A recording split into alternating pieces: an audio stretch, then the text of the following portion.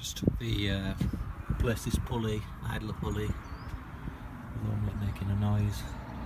Just going to check the spark plugs, and you can see the breather from the rocker cover is leaking loads. Can you see it? So I have to change that gasket. And a bit of a rough idle as well. And this one, I think, is just from around the filler cap. So I think that's okay, but I'll change that as well. Both sides, not a big job. So yeah, just going to check the plugs, and